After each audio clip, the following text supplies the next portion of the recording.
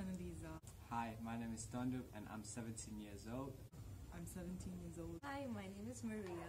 I'm 17 and I'm going to answer some questions that Nicole has prepared for me today.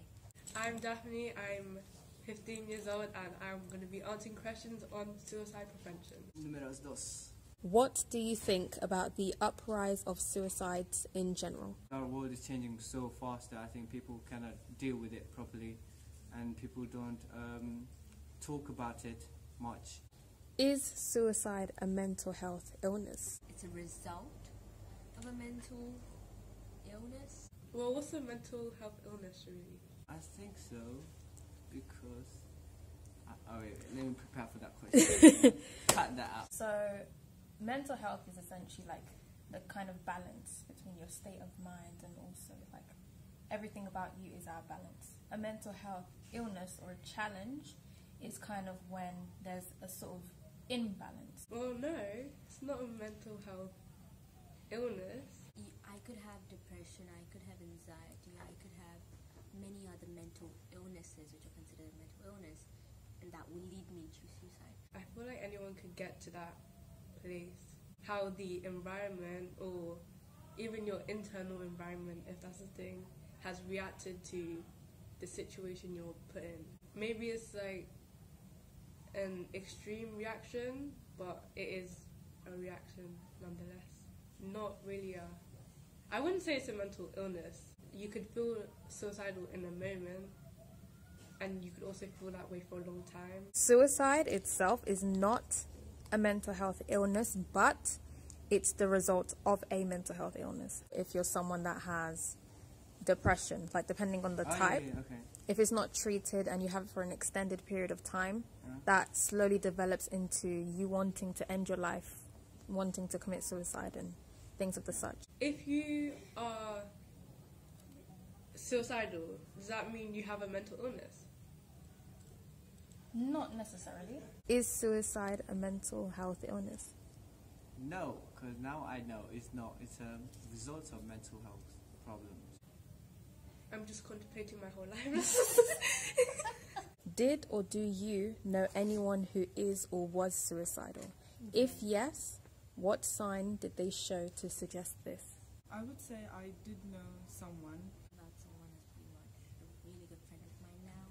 She was basically assaulted and wasn't really welcomed in the place that she was. She went missing for a while, and that's when I kind of got worried about her, even though I wasn't like close to her at that moment. Me being me, I didn't really stand up with her because I was really young and immature at that time. Through this, she's grown really strong and she stands up for herself now.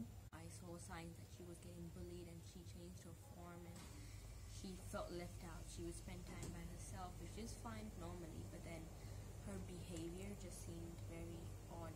She didn't want to share things with people. She seemed very distant whenever you talk to her. Are schools handling students with depression in the ways that they should be dealt with? I would say so at some point, but then they don't necessarily again pay attention to each and every student in the school. They do have their, areas of support, so they do have things in place to help these kind of things and to reach out to the student. More of the deal with children who have a disability rather than depression or anxiety, or they think that's not that important. They could have some more, methods to really make it easier for students to be able to go and say that they need help or to reach out in the first place. When a student's actually going through it, that's when they actually start taking that into account. I don't think that students think they can trust teachers in school that much because they don't think that they will get the help they want, or they are kind of afraid or scared deep inside that the people might think something else about them, or they wouldn't necessarily be seen as someone who needs help or something. Would you be able to give an example of one way in which schools could try and encourage students to go to them? Maybe have some students who are trained in reaching out and who are more approachable than actually having a teacher, because it's easier to go to a friend or someone who's kind of on the same level as you than to an adult who's kind of distant. Do you think students are actually aware of the help available to them? I feel like they should bring the topic up more and let children know that they're there to help them.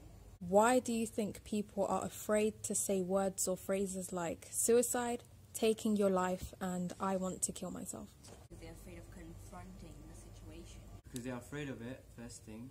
Some other people who don't say those words are disrespectful and they know that this is a serious topic. Second thing, I think people might judge them because they want to take life of themselves and not dealing with the problem properly. Why do you think, like, the relatives of those that want to think about suicide, why do you think they're afraid of saying those phrases? I actually didn't think about it. No, I have no idea.